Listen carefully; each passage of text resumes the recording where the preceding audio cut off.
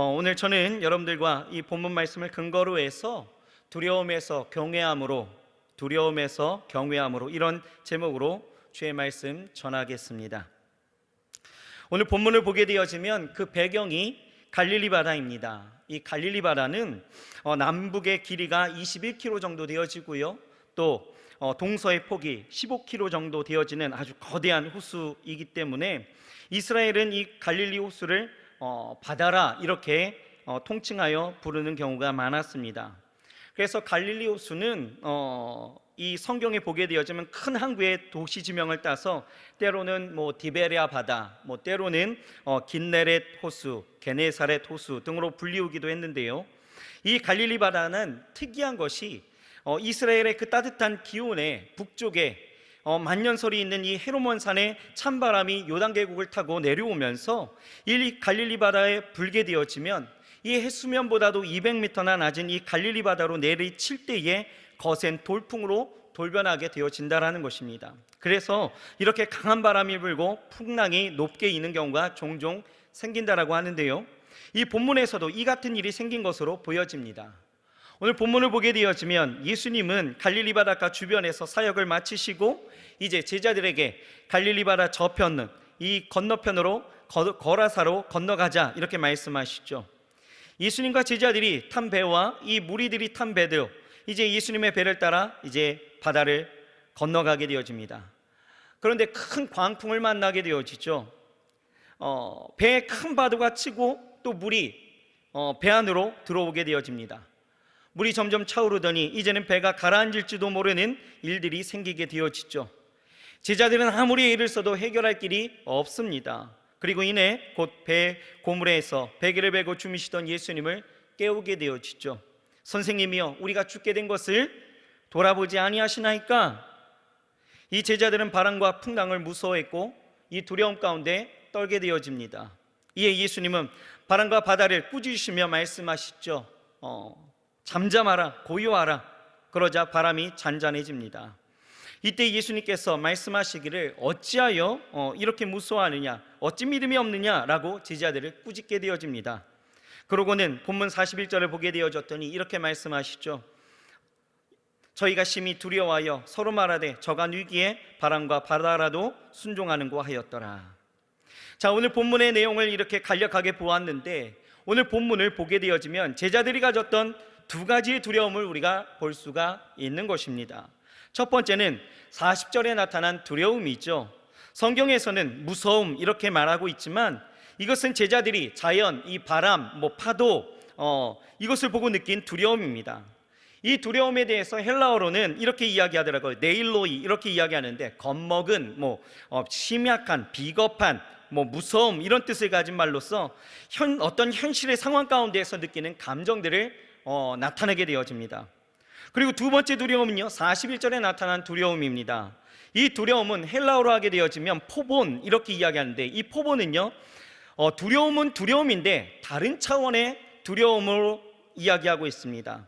이 두려움은 제자들이 예수님의 그 신적인 능력을 목격한 뒤에 갖는 어떤 경건한 두려움, 즉 경외함을 말하고 있는 것이죠.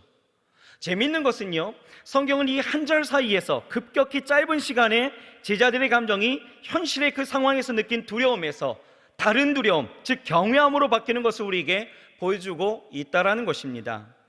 경외함이 현실로 바뀌는 것을 우리에게 보여주고 있다는 거죠. 그러니까 그 경외함이 현실의 그 두려움을 완전히 집어삼켜서 더 이상의 현실의 두려움으로 어려워하지 않게 하는 모습을 우리에게 보여주고 있다는 것입니다. 왜 그렇습니까? 왜요? 이는 두려움 속에 사는 사람들에 대한 이 삶의 방향성을 오늘 우리에게 말해주고 있는 것입니다. 여러분, 사실 요즘 광풍처럼 달려드는 이 코로나 사태는요, 무척이나 우리로 하여금 두렵게 하는 것이 사실입니다. 하루에 확진자가 300명, 400명을 웃돌게 되어지고 또 깜깜이 확진자도 어디서 어떻게 출현할지 모르는 상황입니다. 이런 상황이 여전하다 보니까 이제는 사람 만나는 것도 두렵습니다. 사람들이 만나면 두려운 마음에 지하철이고 버스 아니고 상관없이 몸싸움을 하게 되어지죠. 혹여나 내가 확진자가 되지는 않을까, 또 내가 확진자가 되면은 우리 가정에, 교회에, 직장에 피해를 입히지는 않을까 염려하고 두려워하고 있습니다. 또 코로나로 인한 이 사회적 현상도 굉장히 두렵죠. 올해 초만 해도 코로나가 남일 같았는데 이 사회적 거리두기가 2.5단계로 격상된 지금의 모습을 보면 이제는 경제도 생활도 다 멈추어집니다. 그러다 보니 이제는 내 앞날에 대해서 어찌 살아야 하는 이런 하나하는 이 걱정과 염려 가운데 우리가 살아갈 방법을 강구해야 하는 아주 어려운 시대를 살아가면서 이 현실이 우리에게 주는 두려움은 어마어마하다라는 것을 보게 되어지죠. 마치 제자들이 지금 광풍으로 인해서 죽음이라는 그 현실을 마주하게 되어졌을 때에 그 두려움을 느꼈던 것처럼 지금 우리의 상황이 그렇다라는 것입니다. 여러분, 사람마다 조금씩은 다르겠지만 이렇게 삶을 통하여서 현실 가운데서 느끼는 두려움은 이 세 가지 정도로 우리가 정리할 수 있을 것 같습니다. 먼저는요, 질병이죠. 육체에 대한 고통이다라는 것입니다. 그 고통에 대한 두려움이에요. 누가 여러분 병은 걸립니다. 질병의 고통을 받게 되어지는 것이죠. 여러분, 저도 올해 2월 3월까지만 해도 이 코로나를 쉽게 독감 정도로 이해하고 생각했었는데 이 근래 코로나 사태에서 완치된 사람들의 이야기를 들어보면 이 코로나가 결코 우리가 쉽게 볼 수 없고 무섭기까지 또 두렵기까지 하다라는 것입니다. 왜냐하면 이 코로나 후유증이 굉장히 심각하다라는 거예요.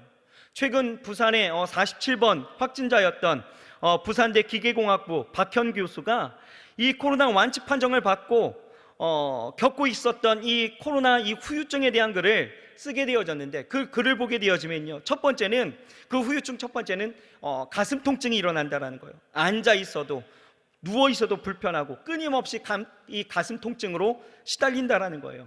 두 번째는 위장 통증이라는 거죠. 속쓰림이 동반된 위장 통증과 맹장에 있는 이 오른쪽 아랫배의 통증이 여전하다라는 것입니다.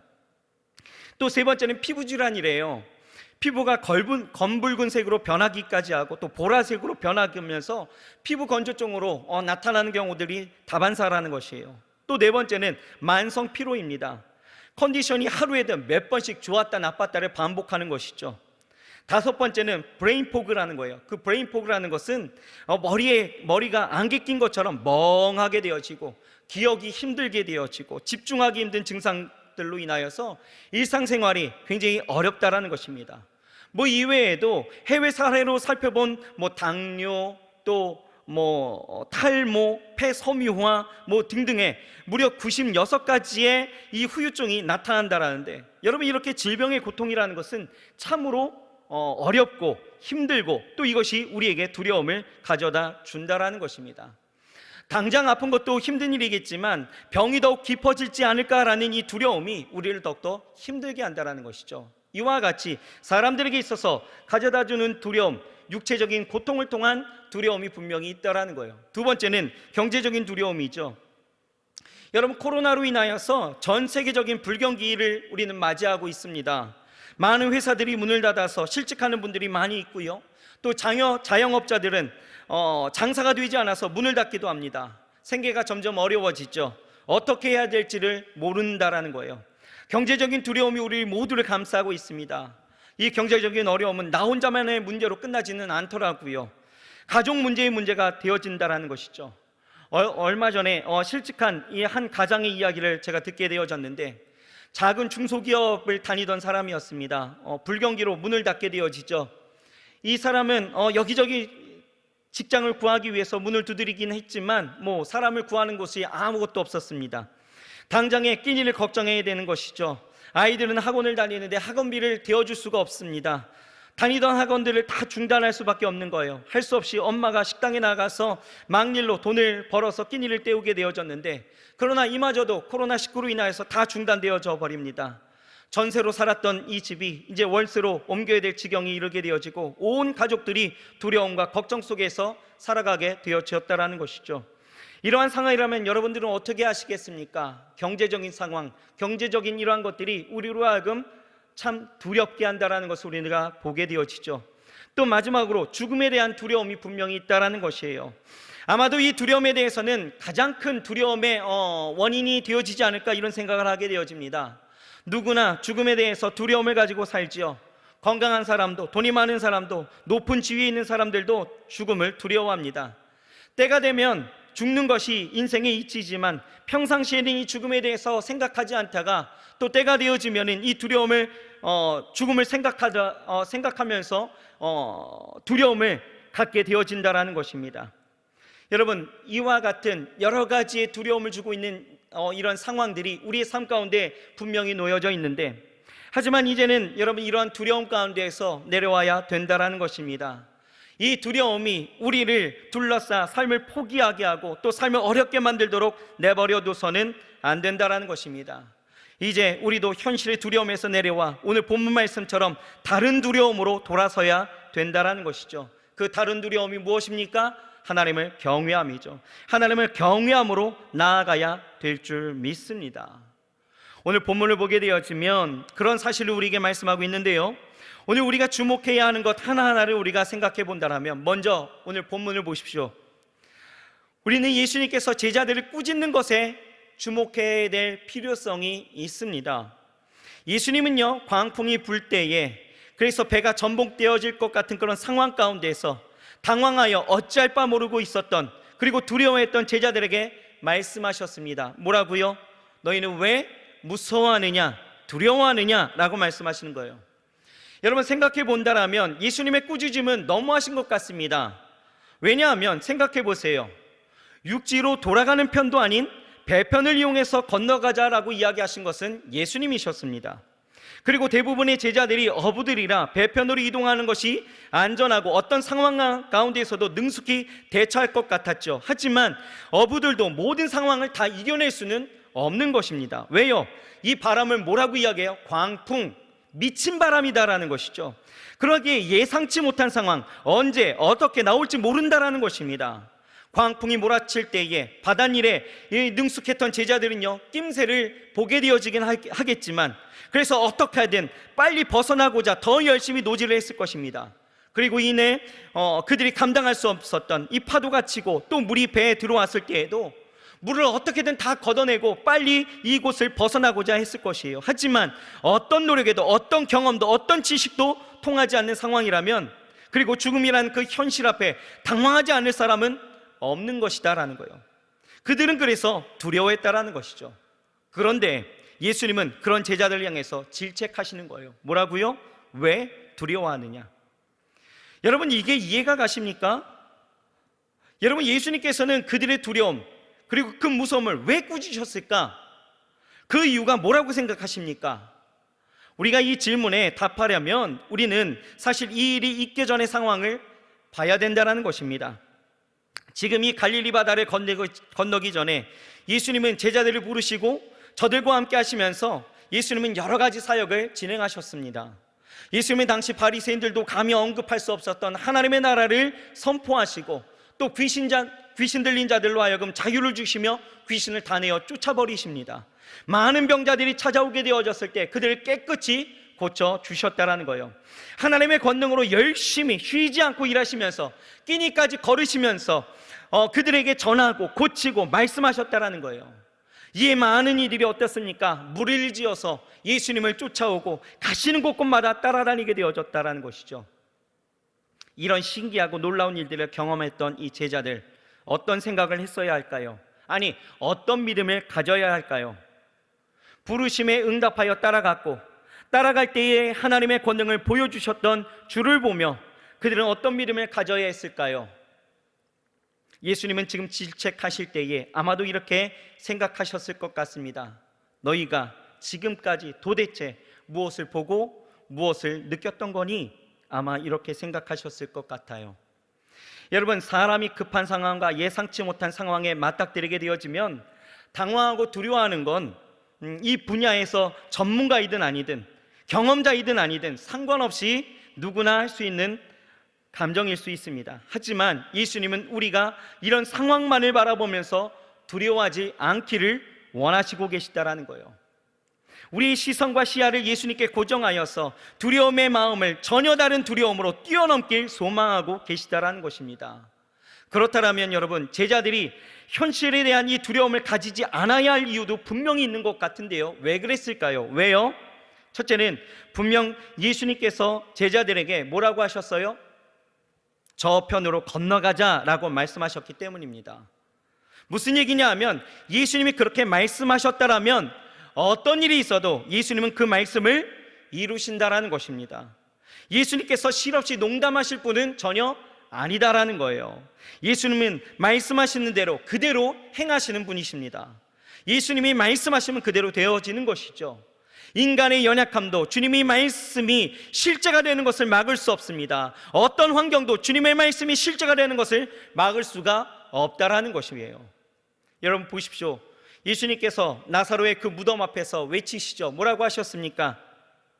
죽은 지 사흘이나 되어졌던 이 나사로를 향하여서 말씀하십니다. 나사로야 나와라 라고 말씀하시는 거예요. 주님이 말씀하시자 죽었던 나사로가 수족을 배로 동인 채로 어떻게 하여 무덤에서 나왔다라는 것입니다. 우리 주님께서는요 말씀으로 죽음도 극복하셨다라는 거예요. 죽음도 극복하셨다라면 우리가 극복하지 못할 일 전혀 없다라는 것이죠. 하나님은 말씀하셨다라면 그대로 이루시는 거예요. 저편으로 건너가자 하시면 어떤 상황이 다가온다 할지라도 건너갈 수 있다라는 것이죠. 그러므로 두려워야 될 일이 아니다라는 거예요. 둘째로 여러분 중요한 것은 그 배에 예수님이 계셨다라는 것이에요. 만약 예수님께서 다른 배를 타고 가셨거나 내 배에 타고 계시지 않았다라면 제자들이 두려워하는 것은 당연한 일일 수 있습니다. 그러나 예수님은 그 배에 계셨다라는 것이죠. 마찬가지로 여러분 우리 인생의 위기를 만나는 그 순간 가운데에서도 주님은 우리와 함께 하시는 분이십니다. 주님이 제자들이 만난 그 광풍을 이기셨던 것처럼 우리 인생에 일어나는 어떤 광풍도 주님은 다스릴 수 있는 분이신 거예요. 중요한 것은 광풍의 이러한 강도가 아니다라는 거예요. 파도의 세기가 아니다라는 것입니다. 자신이 광풍을 이길 능력이 있느냐 없느냐가 아니다라는 거예요. 중요한 것은 주님이 함께 하시느냐 함께 하시지 않으시냐 이것이 문제다라는 것이죠. 여러분 우리가 문제를 만났을 때에 이 문제를 해결할 수 있는 사람이 없다라면 문제는 분명 문제가 맞습니다. 하지만 문제를 만났을 때에 문제를 해결할 수 있는 누군가가 있다라면 그 문제는 더 이상의 문제가 아닌 것과 같다라는 것이죠. 여러분 시편 18편 1절을 보시면 이 다윗의 신앙 고백이 나오게 되어지죠. 뭐라고 이야기하느냐? 나의 힘이신 여호와여 내가 주를 사랑하나이다 이렇게 말씀하고 있습니다. 다윗은 하나님이 자신의 힘이라고 믿었다라는 거예요. 그 믿음 때문에 다윗은 어떤 상황 가운데서도 두려워하지 않았습니다. 담대할 수 있었다라는 거예요. 그래서 시편 3편 6절을 보게 되어지면 이렇게 말하고 있죠. 천만인이 나를 에워 진친다 할지라도 나는 두려워하지 아니하리로다 라고 말하는 것입니다. 이 시편 3편을 보게 되어지면 압살롬의 그 반역을 통하여서 이 압살롬이 다윗을 죽이려고 할 때에 다윗이 지은 시이자 다윗의 신앙 고백입니다. 다윗은요 10,000명의 그 군사가 자기를 죽이려고 애워싸도 두려워하지 않는다라고 했어요. 왜 그랬습니까? 그 이유는 다윗이 10,000만인을 이길 수 있는 능력이 있기 때문이 아니다라는 것이죠. 다윗은 자신을 죽이려는 그 적들 앞에서 약했습니다. 하지만 다윗은 전지전능하신 그 하나님이 자기와 함께 하심을 믿었기 때문에 그 상황 가운데서도 두렵지 않았다라는 거예요. 하나님이 함께 하셨기 때문에. 여러분 창세기 15장 1절을 봅시다. 뭐라고 나와 있느냐 하면 이렇게 말씀하십니다. 이후에 여호와의 말씀이 이상 중에 아브라함에게 임하여 가라사대 아브라함아 두려워 말라 나는 너의 방패요 지극히 큰 상급이라 라고 말씀하십니다. 하나님께서 아브라함에게 주신 말씀이 있죠. 하나님께서 어떻게 해요? 지켜주실 것이니까 너는 두려워하지 말라 라고 말씀하시는 거예요. 하나님은요 아브라함에게만 두려워하지 말라라고 하신 것이 아니었습니다. 창세기 26장 24절을 보면 그 밤에 여호와께서 그에게 나타나 가라사대 나는 내 아비 아브라함의 하나님이니 두려워 말라 내 종 아브라함을 위하여 내가 너와 함께 있어 내게 복을 주어 내 자손으로 번성케 하리라 하신지라 라고 말씀하고 있습니다. 이 말씀은 아브라함의 아들이었던 이삭에게 해주신 말씀이에요. 두려워하지 말아라 라고 말씀하시죠. 또 여러분 뒤로 들어가게 되어지면 여호수아서 1장 9절을 보면 내가 내게 명한 것이 아니냐 마음을 강하게 하라 담대하라 두려워 말며 놀라지 말라 네가 어디로 가든지 네 하나님 여호와가 너와 함께 하시니라 하시니라 라고 말씀하고 있죠. 모세가 가나안 땅을 보이는 그 느보산에 서게 되어지고 그곳에서 죽게 되어지죠. 지금까지 이스라엘 백성들을 이끌고 왔던 그가 죽게 되어졌으니 이 여호수아는 얼마나 당황스럽고 두려웠겠습니까? 막막한 상황이었죠. 그런데 앞으로 이스라엘을 인도할 이 여호수아에게 하나님은요 말씀하시는 거예요. 뭐라고요? 두려워 말라라고 격려의 말씀을 주신 것입니다. 이 두려워 말라라고 하는 말씀은 계속되어지죠. 이사야서 41장 10절을 보게 되어져도 두려워 말라, 내가 너와 함께함이라. 놀라지 말라, 나는 내 하나님이 됨이라. 내가 너를 굳세게 하리라. 참으로 너를 도와주리라. 참으로 나의 의로운 오른손으로 너를 붙들리라 라고 말씀하고 있는 거예요. 여러분 보세요. 지금까지 구약에 나타난 이 몇몇 절의 이 말씀을 찾아보았죠. 두려워 말라라는 단호한 하나님의 명령이 우리에게 나타나 있는 거예요. 왜 두려워하지 말아야 될까?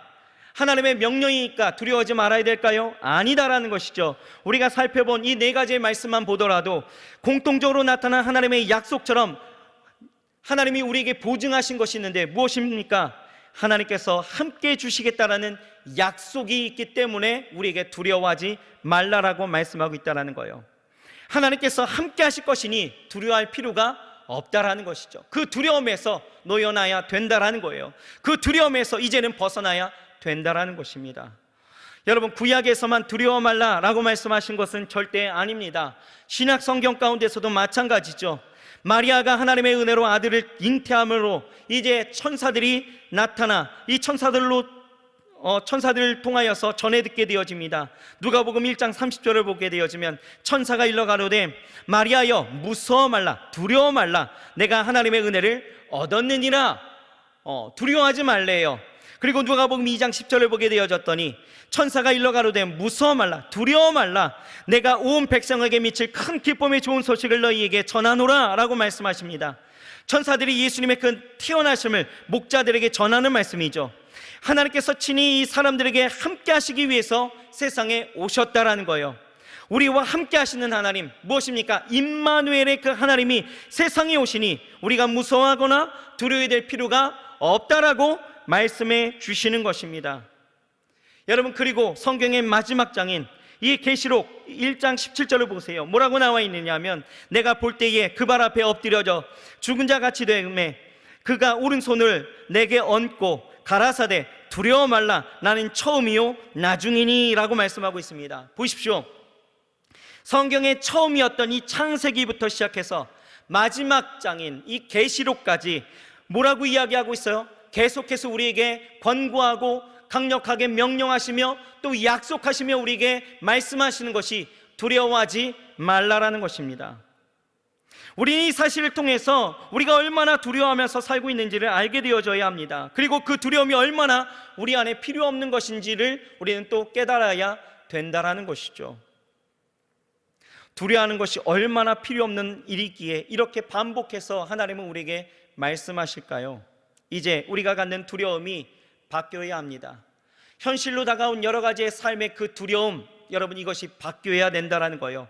세상을 향한 두려움은 이제 접어두고 하나님을 향한 두려움으로 그 경외함으로 변화시켜야 한다는 것입니다. 성경은요 계속 하나님을 경외함으로 우리에게 명령하고 있다는 것입니다. 레위기 19장 14절을 보게 되어지면 하반절에 이렇게 말씀하고 있습니다. 내 하나님 여호와를 경외하라, 나는 여호와니라. 내 하나님 여호와를 경외하래요. 내가 너의 여호와됨이라 라고 말씀하고 있죠.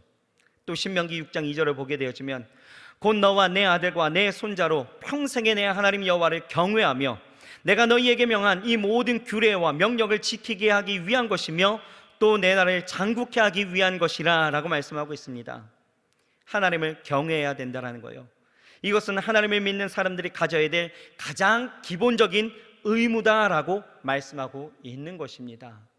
그러니까 우리가 현실적인 어떤 두려움이 아니라 우리가 하나님을 믿는 사람들이라면, 하나님 안에서 우리가 살아가고 있다라면, 하나님이 나를 부르셨고 내가 그것을 따라가는 사람들이라면 이제는 우리는 세상이 주는 어떤 현실적인 두려움이 아니라 하나님을 경외하는 그 두려움으로 돌아설 수 있어야 된다라고 말씀하고 있는 것입니다.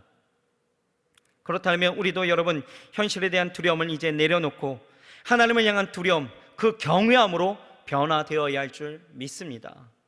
여러분, 시편 34편 7절에서 9절 우리에게 이렇게 선포하고 있습니다. 제가 말씀드립니다. 여호와의 천사가 주를 경외하는 자를 둘러 진치고 그들을 건지시는도다. 너희는 여호와의 선하심을 맛보아할지어다. 그에게 피하는 자는 복이 있도다.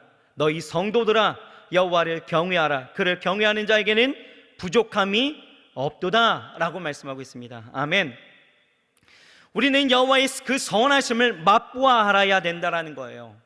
그리고 그에게 피해야 된다라는 것이죠. 무엇보다도 현실의 그 두려움에서 이제 주를 경외함으로 나아가게 되어질 때에 비로소 주님의 그 우리의 부족함을 채우시는 하나님의 그 권능과 능력이 우리 가운데 임하게 되어진다라는 것을 우리에게 확증하고 있다라는 것이죠. 여러분, 아직 두려우십니까? 두려움에 있는 여러분들이요, 이제 파도도 바람도 잠잠케 하시는 주님을 바라보시길 주의 이름으로 축원합니다. 우리 도움 되어 주시고 우리 피난처 되어 주시고 우리 길 되시는 주님을 바라보시길 바랍니다. 내 안에 역사하시고 내 삶을 도우셨고 내 길을 인도하셨던 주를 바라보시길 주의 이름으로 축원합니다. 그의 선하심을 맛보아 알게 되어질 때에 우리는 우리를 둘러싼 그 두려움을 이기게 되어진다라는 것이죠. 오늘 성경을 보아도 그렇습니다. 이 제자들이, 여러분 보십시오, 바람과 파도를 두려워했죠. 하지만 예수님께서 바다를 잔잔케 하시는 그 모습을 본 다음에 뭐라고 이야기합니까? 그 두려움이 변하여졌다라는 거예요. 예수님에 대한 그 두려움이 그 경외함으로 바뀌어져서 그 현실의 두려움을 집어삼켜버렸다라는 것입니다. 더 이상 생각나지 않게 되어졌다라는 거예요. 하나님이 그렇게 행하셨던 그 모든 것들을 바라보게 되어졌을 때에, 하나님이 누구이신지를 알게 되어지고 그 능력을 체험하게 되어졌을 때에 그들의 고백이 달라지고 그들의 감정이 달라지고 그들의 삶이 달라졌다라는 것입니다. 그렇습니다. 여러분, 우리들도 분명 예수님을 믿고 난 후에 예수님이 내 삶의 가운데 역사하셨던 일들을 보았습니다. 내 연약함을 도우셔서 모든 문제와 그 상황 가운데서 구원하시고 치료하시고 또 위로하시고 내게 능력 주셔서 감당할 수 없었던 모든 일들을 또 감당하게 하셨던 일들을 우리는 경험했다라는 거예요. 그렇다면 우리도 우리의 이 고백이, 우리의 이 감정이, 우리의 모든 삶이 변화되어져야 된다라는 것이죠. 현실의 두려움에서 어떻게 해요? 하나님을 경외함으로 바뀌어져야 된다라는 것입니다. 여호와를 경외하게 되어졌을 때에, 그 선하심을 맛보아 알게 되어졌을 때에 하나님은 어떻게 하신다고요? 우리에게 부족함이 없겠다라고 말씀하고 있는 것입니다. 우리 사랑하는 청년들과 우리 성도님들, 여전히 두려우십니까? 어찌할 바 모르고 또 어떻게 해야 될지 모르고 어떻게 살아가야 되는 길이 무엇인지를 알지 못하여 눈앞에 보이는 그것들이 없다 하여 여러분 두려우시고 그 현실 가운데 암담함 속에 내가 감당할 수 없는 일이기에 여러분 어려워하십니까? 여러분, 그 두려움에서 이제는 벗어나야 합니다. 그리고 이제는 하나님을 경외함으로 나아가게 되어질 때에 이미 내가 구원의 그 참된 하나님을 만났고 하나님의 역사하심을 우리가 보았다라면 우리도 그 두려움이 바뀌어져야 합니다. 두려움에서 경외함으로 바뀌어져야 합니다. 그 바뀌어지는 그 현상 가운데, 그 일들 가운데, 그 믿음 가운데 하나님은 분명히 우리의 삶을 도우시고 우리의 삶 가운데 역사하실 줄 믿습니다. 말씀을 정리하죠. 여러분, 사람들은 누구나 두려움을 가지고 살아가긴 합니다. 정도의 차이가 있고요, 여러 가지의 방법과 여러 가지의 종류의 차이가 있겠죠. 하지만 누구나 다 두려움을 갖고 살아갑니다. 본문에 나타났던 이 제자들도 두려움을 가졌다라는 거예요.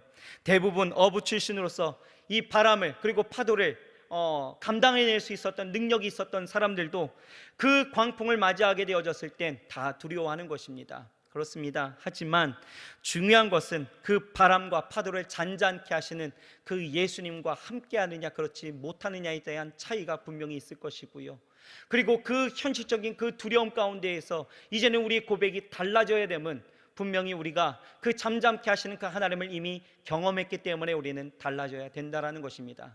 세상 사람들과 같이 여전히 우리도 같이 두려워하고 같이 불평과 불만을 이야기하고 원망하면서 탄식하면서 살아간다면 여러분, 우리가 이 세상의 빛과 소금의 역할을 감당할 수가 없는 것이죠.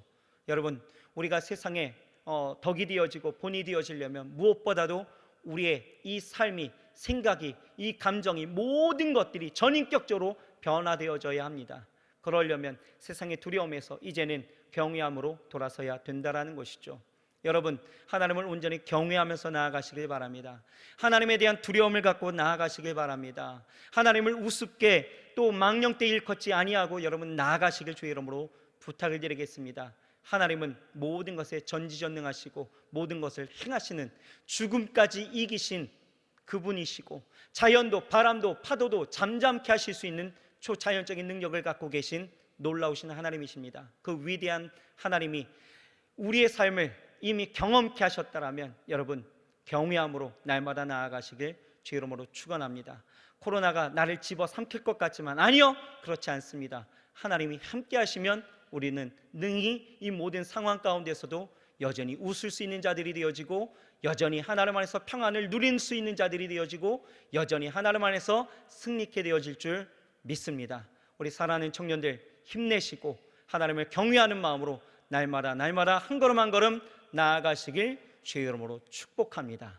기도하겠습니다. 사랑의 하나님, 감사합니다. 우리의 삶 가운데 여전히 두려운 것들이 우리의 삶에 진치고 감당할 수 없는 일들이 우리로 하여금 어렵게 하고 있습니다. 하지만 하나님, 우리 인생의 배에 하나님 함께 하셨고 또한 아버지 하나님이여, 주께서 우리에게 말씀하셨기에 우리는 두렵지 않습니다. 이 두려움에서 벗어나 하나님을 경외하는 마음으로 변화되어지게 하시고, 이미 내 삶 가운데 역사하셨던 그 모든 일들, 그 모든 은혜를 기억하게 하셔서 이제는 주를 더욱더 경외함으로 이 세상 가운데에서 아버지 하나님의 승리하며 살아갈 수 있도록 주께서 도와 주시옵소서. 하나님, 현실적인 많은 어려움 가운데 있는 우리 사랑하는 청년들, 우리 성도님들, 그 삶을 주께서 인도하시고 오늘 말씀하여 주시옵소서. 잠잠하라, 고요하라 말씀하여 주시고 우리의 삶 가운데 역사하시는 그 하나님을 다시 한번 경험하며 나아갈 수 있도록 주께서 역사하여 주시옵소서. 예수님의 이름으로 감사하며 간절히 기도드렸사옵나이다. 아멘.